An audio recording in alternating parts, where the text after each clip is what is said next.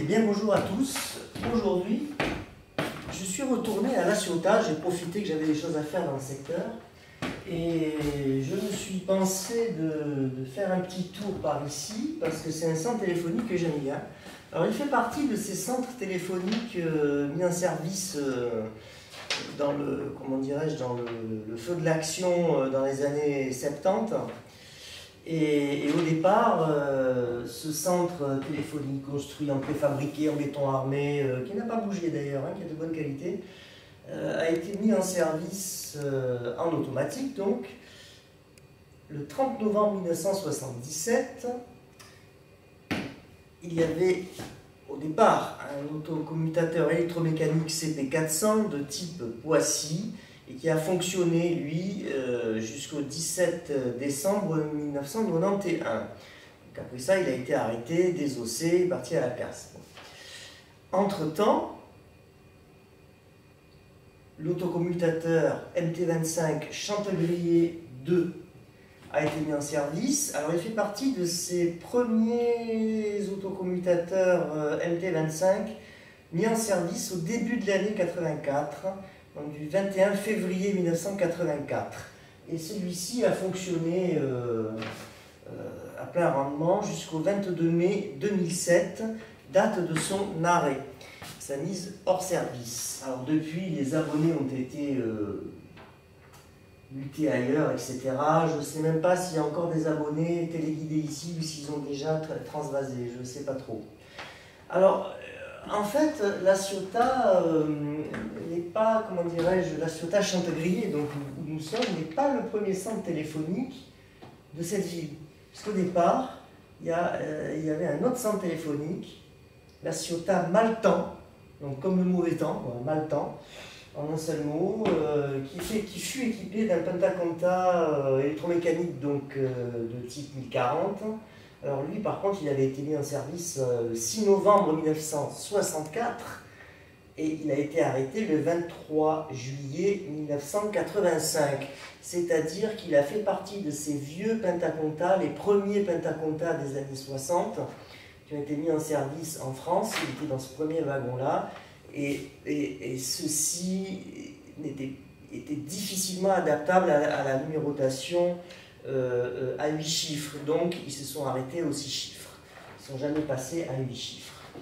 C'est pour ça qu'il faut quand même rappeler qu'il y a eu deux grosses étapes dans la modernisation du réseau. Donc bon, déjà, il fallait automatiser, d'accord, mais ensuite, vous aviez des machines qui ne passaient pas les 8 chiffres, donc il fallait les arrêter avant. Tout comme après, 10 ans plus tard, il y avait des machines qui ne passaient pas, qui auraient été trop coûteuses, etc., à passer en 10 chiffres. Et que là, il fallait arrêter avant 1995, puisqu'au départ, on devait changer en 95, et puis finalement, on a basculé en 96, en octobre 96. Et donc, ces machines, la plupart sont parties à la casse. Donc, en août 22, j'étais passé ici pour faire des photographies d'archivage, c'est le plus normal de cette belle machine, assez bien conservée. Alors, elle a été un peu abîmée depuis, mais enfin bon. Et donc, écoutez, je vais vous faire le tour, vous donner quelques petites explications.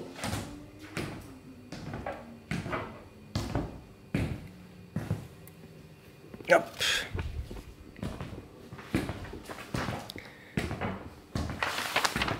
Celui-ci, comme je vous l'ai expliqué, il a été mis en service en 84, début 84, et lorsqu'il a été arrêté en 2007, il était resté à, comment dirais-je, donc au départ il avait des calculateurs Mercure 320 qui ont été changés il y a pas mal d'années, et après il a terminé sa vie avec les calculateurs Mercure 321. On reconnaît les 10-11 cartes qu'il y a, les 3 alimentations sur ma droite, voilà, donc c'est Mercure 321. Donc voilà, il a pu fonctionner de la sorte jusqu'à la fin. C'était un MT25 donc du RTC tout à fait standard pour la province. Alors c'était pas un gros modèle, c'était un petit modèle à mon avis. Je pense que c'était un 512 mic maximum, 15 000 abonnés maximum à mon avis. Voilà, là nous retrouvons donc les fameux organes nobles. Ici les unités de raccordement d'abonnés. Alors là je vois qu'il y a écrit en service. Bon, on les entend pas beaucoup. Les cliquetis que j'entends, c'est plutôt les tubes néons qui sont défaillants. Hein, bon.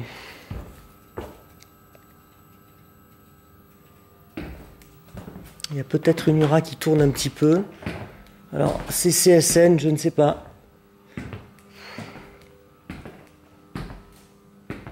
Alors, ce qui est remarquable ici, ça c'est assez drôle, c'est cet équipement. Regardez bien, c'est une baie, un morceau de baie, enfin un cadre exactement. Il y a deux cadres, voilà. Ce sont deux cadres en système Pentaconta. Donc je suppose qu'ils ont dû à l'époque démonter ces morceaux d'équipement de l'Aciota Maltan, donc qui était un Pentaconta arrêté en 85. Ça a correspondu, on va dire, avec l'arrivée de ce MT25. Donc on a un morceau qui a échappé à... Voilà. Alors qu'est-ce qu'il faisait avec ça? Je n'en ai aucune idée. Est-ce que c'était vraiment pour faire des essais? Est-ce que ça a été pour décorer? Visiblement, il y a des fils qui sortaient par là, donc je pense qu'ils devaient s'en servir pour tester des circuits de jonction. Ne m'en demandez pas plus, mais enfin, c'est vrai que c'est assez remarquable parce qu'on voit pas souvent des choses comme ça. J'en avais vu, je crois, dans l'Aveyron, j'ai vu des choses comme ça. À Decazeville, il me semble qu'il y avait quelque chose de même encore mieux au niveau préservation. Enfin, c'était assez quand même peu courant pour le signaler. Voilà, ici, nous avons les organes de raccordement d'abonnés. Et là, les organes nobles. Donc, il n'y a que deux travées d'organes nobles plus les calculateurs. Bon, c'est ce qu'on appelle, c'est le petit modèle, on va dire.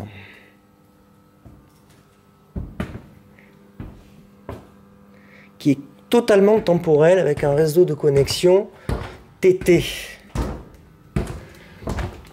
Parce que les gros, ceux qui faisaient jusqu'à 60 000 abonnés, on ne pouvait pas dépasser les 512 MIC. Pour passer à 2000 MIC, il fallait faire un réseau de connexion TSST, temporel, spatial, spatial, temporel, au lieu de temporel, temporel. Alors spatial, attention, c'est pas de l'analogique, c'est pas le spatial qu'on entend dans les 11F, ou dans les Pentaconta, ou dans les Rotary. C'est-à-dire que c'est de l'électronique, moins perfectionnée que du temporel pur. C'est une étape intermédiaire, moins coûteuse, qui permettait d'assurer le brassage des communications dans le réseau, de pouvoir faire les aiguillages en fait là où on voulait. Voilà. Et ici c'est du temporel pur parce que vu la taille de la machine, il ne peut pas en être autrement. À mon humble avis, bon après, toujours y avoir une erreur, mais bon.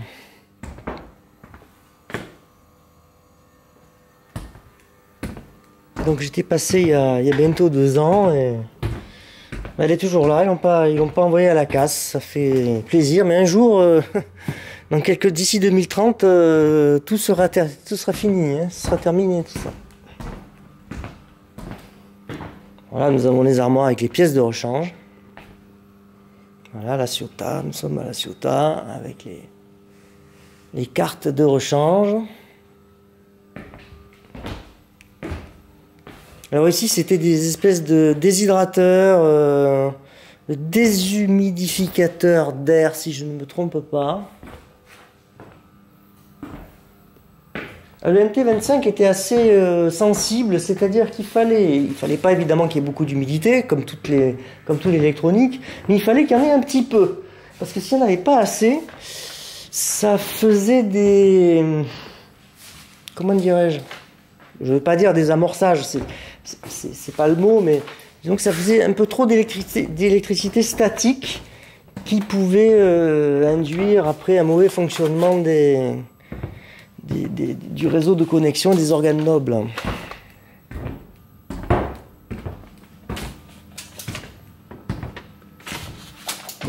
Voilà.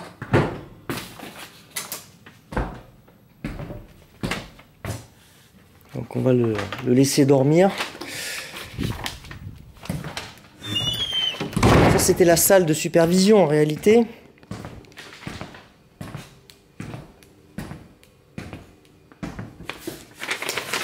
Je récupère mon sac. Voilà.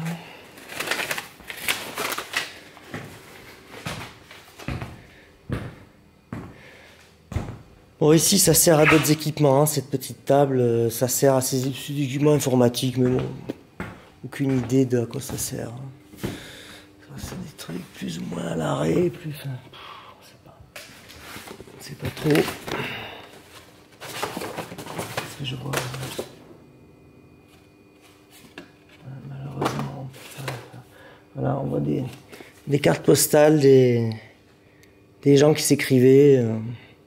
Les gens du service qui s'envoyaient leurs petits mots doux. J'ai été là-bas, tatati, voilà. Voilà la Ciota MT25, voilà. Magnifique. On va aller un peu se promener, tant qu'à faire. Comme nous sommes vendredi, en fin d'après-midi, peut-être que nous serons tranquilles. Je ne sais pas. Allons essayer. Hop, allez. Attends, ce papier m'agace là.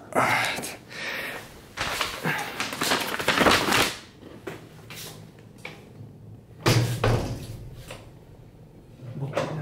Le système de badge est prêt à défaillir. J'ai failli ne pas pouvoir entrer dans le MT25. Voilà, ici, vous allez comprendre de suite, c'est devant ce papier. Voilà. Ici, vous avez une grande salle totalement vide qui résonne. Alors, je vous dis à presque 100%, ici c'était la salle de commutation de l'autocommutateur CP400 Poissy Chantegrier 1. C'est dans ce type de salle où étaient fixés les baies, les travées de ces machines qui étaient énormes. Encore ici, c'est pas énorme parce que j'ai connu des endroits où les machines étaient, les salles étaient 3 fois plus grandes que ça, mais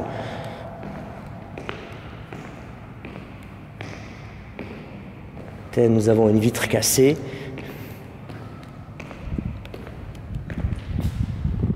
Voilà, le dehors, on voit les panneaux en préfa, magnifique.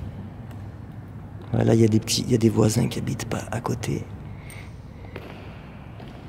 Voilà, les fameux espaces que j'explique, les espaces qui se vident. Alors ici c'est à l'arrêt. Alors je vous ai dit en 91. Bon, donc ça fait plus ça fait quoi, ça fait plus de 30 ans qu'ici c'est vide, quoi. Voir là, voilà le problème de cette porte là. Bon. Ça c'était l'étage qu'on appelle technique, premier étage technique. Il y avait la commutation. Alors là nous avons des... il n'y a plus d'effectifs ici, hein. Il faut bien comprendre ça. Voilà, donc ça c'est en haut la machinerie, la terrasse, mais on ne peut pas y aller. C'est verrouillé, je n'ai pas la clé de ce secteur.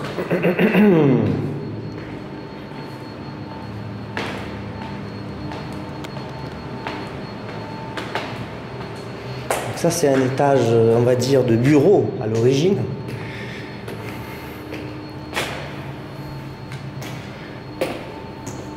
Il n'y a plus de lumière, il n'y a plus rien.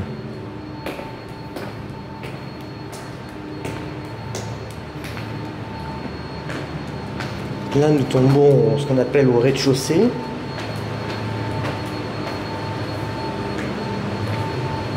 avec la vue sur les water, lavabo et compagnie.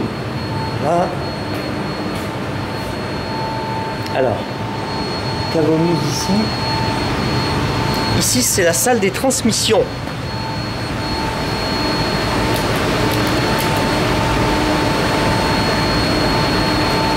J'essaye d'allumer ce qu'on peut, mais c'est pas terrible. C'est encore ici où c'est le plus vivant. Parce que les transmissions, en réalité, tout ce qui est ADSL, etc., bon, même le peu du RTC, tout passe par ici. Là, bon, là, il y a des concentrateurs ADSL, bon, et des slams, tout ça. Il y a aussi, alors voilà, ici il y a de l'optique. C'est un centre typique, bon. Là, il y a des liaisons par fibre optique intercentraux aussi. Ça, c'est de la transmission. Là, on a de la transmission métallique qui, en réalité, bon, bah, elle se vide au fur et à mesure. Elle est de plus en plus périmée. Là, c'est très ancien. Ça date du début du centre, hein, ces équipements. Là. 77. Voilà. Toutes les générations d'équipements, elles se chevauchent un petit peu. Bon, ça, il y a... Voilà, est-ce que ça fonctionne encore? Est-ce que... Une partie oui, une partie non. Donc...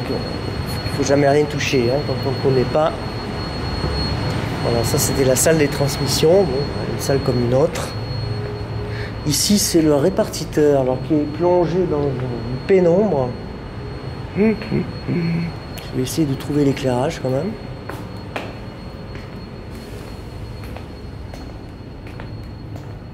Oui, je sais, c'est la nuit. Alors, ah, voilà.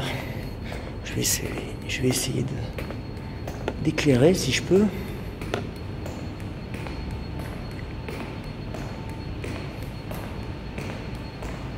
Parce qu'il a beau faire très jour dehors avec le soleil, mais avec ces fenêtres en forme de meurtrière, le rendement n'est pas terrible.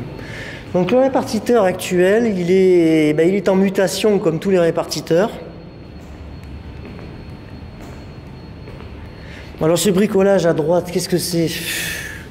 Ça, je sais ce que c'est, ce sont des armoires filtres de dégroupage qui ont été foutus là il y a une vingtaine d'années parce qu'on a mis ça où on pouvait.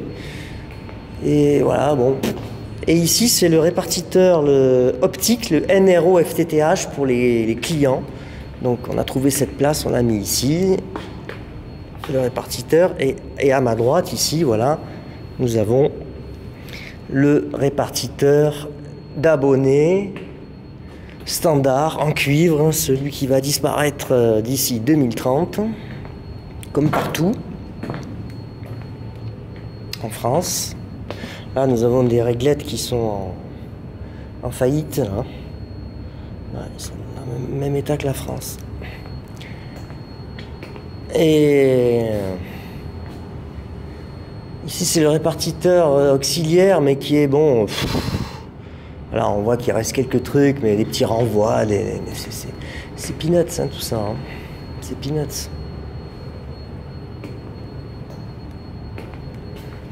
C'est un répartiteur typique d'une ville moyenne.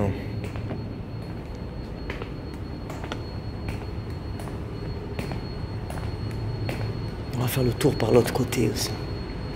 Là, on voit des fibres optiques qui passent. Alors, je sais pas, ça arrive d'en dessous, ça va à côté. Bon, c'est une transmission, je suppose. Voilà les transports, les têtes ici, MFA, ça s'appelle comme ça. Et là, ce sont des têtes à... Alors, elles sont à vis ou elles sont à... Non, pas à souder quand même, c'est pas possible. Non, elles sont à wrapper quand même. On a été adapté à wrapper quand même. Mais c'est des vieux systèmes des années 60 qui avaient été un petit peu modernisés, on va dire. Alors, pour passer là, je vais tout me dégueulasser, donc je suis désolé, mais non. Ah, il n'y a tellement pas de... C'est pas très rationnel. Pourquoi aussi? Parce que dans les années 2000, les échelles qu'il y avait au départ, elles étaient très largement hors normes. Et en 2004, il y a eu des évolutions réglementaires au niveau des travaux en hauteur. Il a fallu mettre donc des échelles plus larges avec des balustrades, enfin des choses, disons, qui qui respectait à peu près les décrets. Et donc, en mettant des choses plus grosses, eh ben, du coup, on a perdu le peu d'espace qu'il y avait pour passer. Et voilà, donc ça fait partie comment dirais-je, des choses qui se périment avec le temps. Et voilà, après, on fait ce qu'on peut, quoi. Ici, un bloc d'audiphones, les fameux audiphones. C'était des espèces de répondeurs automatiques en nombre. Donc, il y avait une petite chaîne audiphone ici, quand même. Et là, nous avons une unité de raccordement de Publiphone, à carte évidemment, carte à puce. Voilà, l'indice c'est GIR, on reconnaît tout à fait le matériel. Elle n'a pas été jetée. Ça aussi c'est de l'URP, alors il y a eu plusieurs modèles, vous savez, plusieurs fabricants. Voilà, Cruiser, Landy Ségir se tirait la bourre, et Marcel Dassault, il y avait, enfin bon, il y a eu un tas de comme ça des variétés suivant les époques, il y a eu des modernisations. Donc hop là, je vais éteindre. Répartiteur. Extinction des feux. Donc ici nous sommes dans le hall d'accueil, on va dire. Quand on rentre dans le centre, on est par là.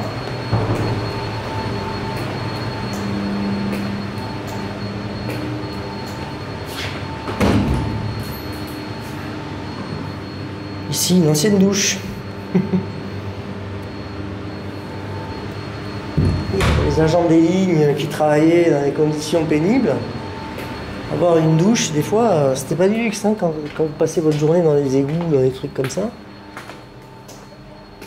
Ah, ici, il y avait un coin cuisine, mais c'est dans un état, bon. Je le montre parce que c'est pour montrer la réalité. Alors, tout n'est pas comme ça, rassurez-vous. Il y a des endroits, les centres qui sont habités, ils sont... il y a des petits bijoux, hein, je veux dire, bon... le problème, c'est que quand c'est habité, c'est compliqué à filmer. Voilà. Donc là, bon, c'est des choses, voilà, ça a servi un peu à tout le monde. Limite squatté, enfin bon. Parlons pas des squats, parce que des fois, il y a des gens, il y a des clochards qui arrivent à rentrer hein, dans les centres. Et ça, c'est problématique, parce que les gars, bon, c'est pas qu'ils soient méchants, les clochards, mais s'ils se mettent un peu à boire trop, ils foutent le feu.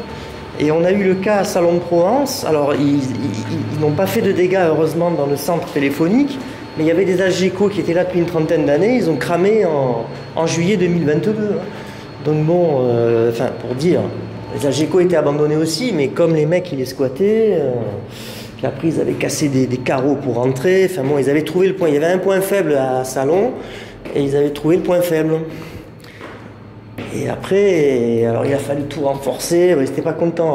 Après, ils essayaient de tout casser. Alors ici, c'est le sous-sol. Alors là, c'est la chaudière.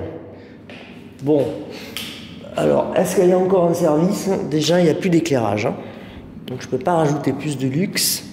La cuve à fioul qui est en plastoc, celle-ci. Et là, nous avons une seule chaudière, donc à fioul.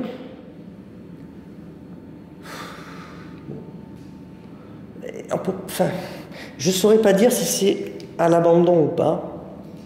Ça peut être à l'abandon, mais encore bien traité, ou alors encore en service, mais je vois pas trop pourquoi. Enfin, pourtant, bon, la cuve, regardez, si quand même. On voit qu'il y a un équipement moderne, donc bon, ça doit encore fonctionner de temps en temps. Par temps extrêmement froid, peut-être. Ce qui arrive chez nous aussi. Hein. Voilà, on a une salle d'énergie, alors c'est la distribution, c'est la basse tension, voilà. Il faut du courant, hein, tout ça ne fonctionne pas comme ça. Ça ne marche pas en pédalant dans des roues de hamster. Hein. Alors ici, c'est quoi? Je crois que c'est le groupe électrogène. Avons-nous de la lumière? Alors, on va voir. Oui. Alors, ce groupe est en service. Il est récent. Donc, il y a quand même un groupe, bien qu'il n'y ait plus de commutateur fonctionnel. Parce que quand il y a un autocommutateur, c'est obligatoire. Hein. Il faut qu'il y ait un groupe électrogène fonctionnel. Sinon, le réseau s'écroulerait de suite. Quelques minutes, quoi. Donc il a été conservé, alors bon, pourquoi, j'en sais rien, ça après, chaque région définit sa politique, bon,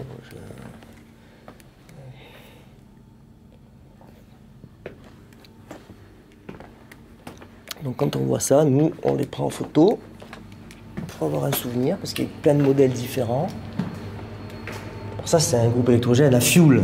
Mais on a certains, ce sont des turbines d'hélicoptères à kérosène. Ça, c'est devenu rare, mais bon, ça fait un bruit assez fort. Ça consomme beaucoup de kérosène, mais c'est en zone sismique, c'est obligatoire. Ah voilà, alors là, c'est l'infrarépartiteur. Nous avons de la lampe, de l'éclairage, de la lampe. Alors, on ne peut pas passer par là, ça doit être la deuxième porte. Donc, on va passer par l'autre porte. Il y a souvent deux portes dans les infrarépartiteurs modernes. Alors, quand je dis moderne, évidemment, pour moi, ces centres, ils ont été construits de mon vivant. Il faut que vous le compreniez quand même. C'était hier. Voilà. Ah, infrarépartiteur d'abonnés. Donc éclairage moyen mais convenable quand même. Hein. À ma droite, nous avons le FTTH, donc la fibre optique pour les abonnés. C'est nouveau, ça a quelques années. Là, nous avons le système de pressurisation. Alors, il y en a même deux. Bon, il y en a un qui est à l'arrêt. Celui qui est à gauche, là, il est à l'arrêt. Et celui qui est à droite, il est en fonctionnement. Donc, il a son ballon de stockage d'air aussi, d'inertie.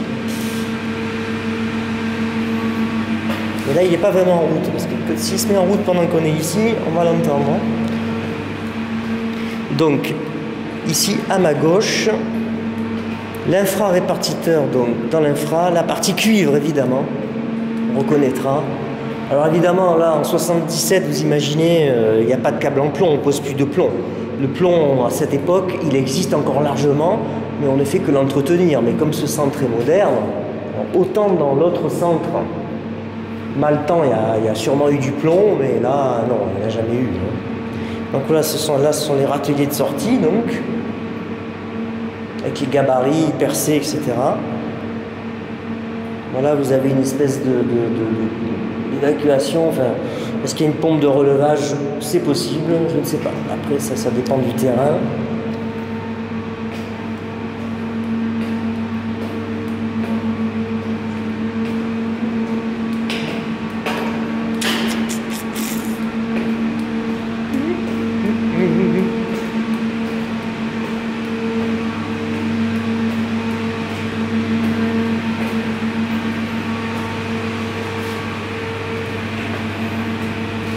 L'extinction du feu.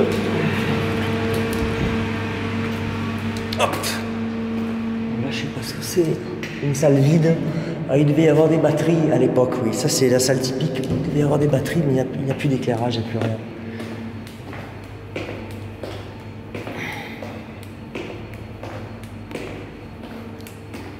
Donc, on notera la présence des plaques d'égout. Là, pareil, à ma droite, une salle vide. Bon, tout ça, c'était des... Vous pouvez servir de stockage aussi, de ce qu'on voulait.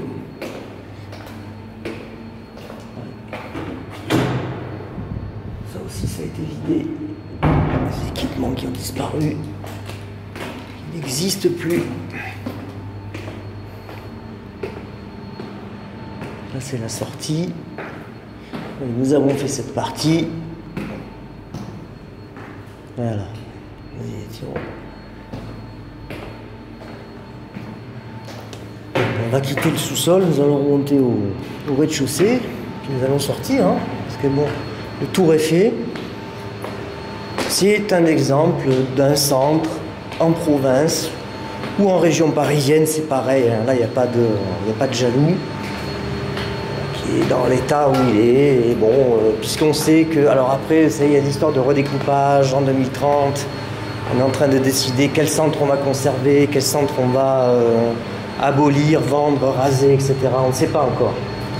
Ça se décide dans ces années actuelles, quoi. Les projets immobiliers qui vont avec. C'est énorme. C'est ça que les gens ont du mal à comprendre, même chez nous. Parce que on est tous pareil, on voit toujours un peu notre petit univers autour de nous, notre petite matrice, mais autour. Qu'est-ce qui se passe? Ça, on ne sait pas. Donc là, on sort.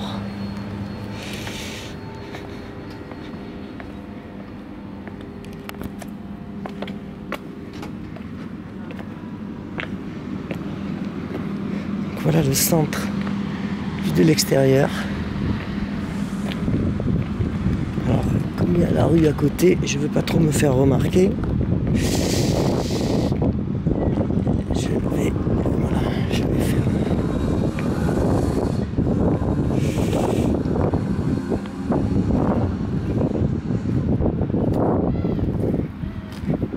Ah, on a même les corbeaux, c'est magnifique. Extraordinaire. On reconnaît. Alors je peux même vous dire que ce centre téléphonique, c'est un centre de la SGE. Je ne sais plus d'ailleurs ce que ça veut dire, mais la SGE, ils avaient ces motifs. Même motif qu'à Salon de Provence et qu'on retrouve ailleurs, partout en France. Hein. Enfin, on peut en retrouver. Après, ça dépendait des endroits, ce qu'on avait adopté ou pas. Là, l'entrée par laquelle nous sommes entrés. Je ne vais pas dire que nous avons pénétré, parce que tout de même.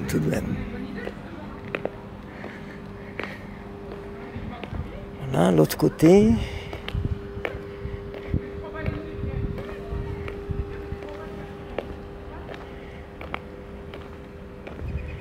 Donc là, je crois qu'il y a le répartiteur. En haut, c'est la fameuse salle vide, je crois que je vous ai dit, avec le CP400 qui est resté toute vide. Alors, on va aller un peu par ici.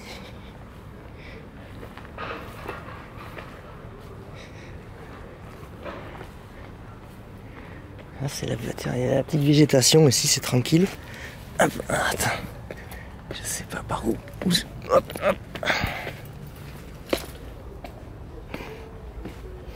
Là, ce sont les voisins.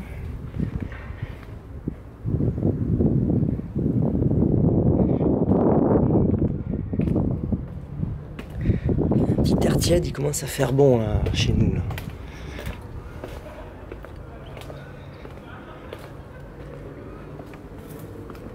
Alors là, il y a de la vigne. Et je peux vous dire que quand le raisin il est fait, j'en avais mangé il y a 2 ans en août, il était extraordinaire, on aurait dit du miel cela. Voilà, et là on voit, donc à travers les fenêtres dans cette aile-ci, bon, moi je les reconnais, on voit les morceaux de CSN et de MT25, on voit, voilà, donc c'est ça, c'est dans l'autre aile.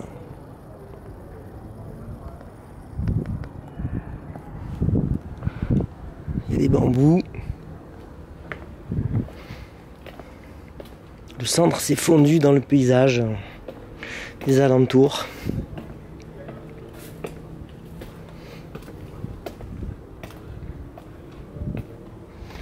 Qu'est-ce que c'est ça, du Pittosporum? Du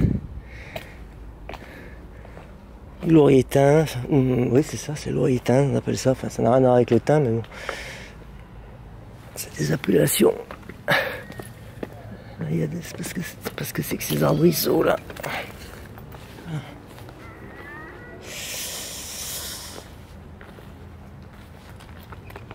Voilà.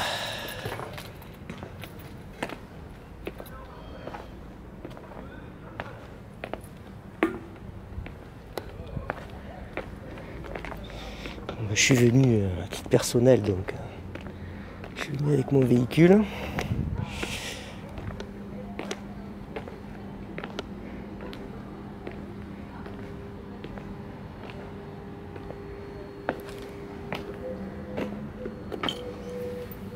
Alors, mon Dieu.